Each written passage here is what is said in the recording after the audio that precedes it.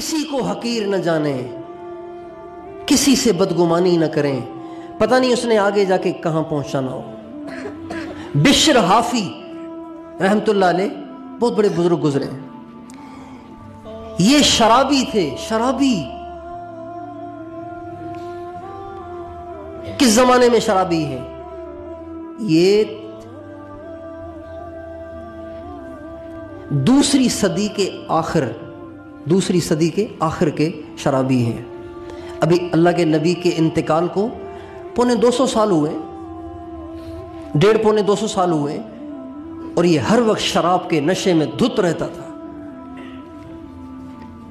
आजकल भी शराबी को अच्छी नजरों से नहीं देखा जाता।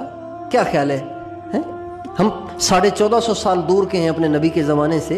आज भी जो शराब के नशे में हो वो कितना बुरा लगता है। उस ज़माने का शराबी, जबकि ताबईन मौजूद हैं, उस ज़माने का शराबी है, हर वक्त शराब के नशे में चूर रहता है, शराब के नशे में जा रहा है। गुजरते हुए रास्ते में एक जगह कागज़ का एक टुकड़ा उसे नज़र आया। उसको उठाया, उस पर अल्लाह का नाम लिखा हुआ था। जल्दी से गया, उसको धोया, पाक किया, और फिर अपनी जेब से पैसे खर्च करके एक अत्तार से उसने इत्र खरीदा, खुशबू खरीदी, और उस कागज़ को खुशबू से मला, और खुशबू से मल के खुशबूदार करके ऊपर जाकर बड़े अदब और एहतराम से उसको रखा। रात को ख्वाब में किसी कहने वाले ने कहा कि बिशर, तूने हमारे नाम को इज्जत दी है, हम तुझे इज्जत देंगे, अल्लाह तुझे बड़ी इज्जत देगा।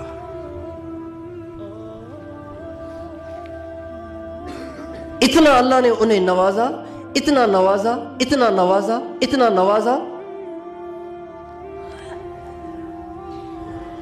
कि बगदाद में सबसे बड़े अल्लाह वाले बिशर हाफी शुमार होते थे।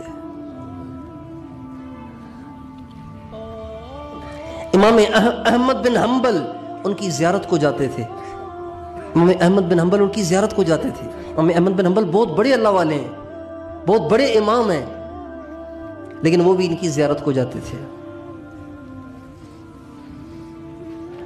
एक दिन इमाम अहमद बिन हंबल बैठे हुए थे तो एक औरत आई। इनके बेटे का नाम है अब्दुल्ला, वो भी बैठे हुए थे। तो एक औरत आई, उसने अब्दुल्ला को एक मसला सुनाया और कहा अपने अब्बू से पूछ के बताओ। मसला क्या था?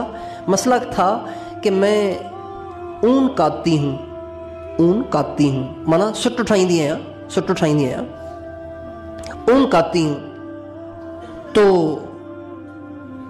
मैं तो अपना अंधेरे में गुजारा कर रही थी। थोड़ी देर में बादशाह की सवारी गुजरी, नहीं कोई शादी की सवारी गुजरी, तो उनके साथ रोशनियां थीं, तो जब तक उनकी रोशनी रही तो उनकी रोशनी में मैं काटती रही। अब आप मुझे बताएं कि इस सूत को इस्तेमाल करना जायज़ है नाजायज़ है? इसलिए कि मैंने रोशनी किसी और की इस्तेमाल कर ली है थोड़ी सी। अब आप मुझे ये मसला बताएं, कि ये सारा सूत बेकार हो गया, या जितने धागे मैंने उस रोशनी में बुने हैं उतने धागे बेकार हो गए, मेरे लिए नाजायज़ हो गए? तो इमाम अहमद बिन हंबल ने फरमाया सारे सूत को सदका कर दो, सारे सूत को सदका कर दो। वो औरत पूछ के चली गई।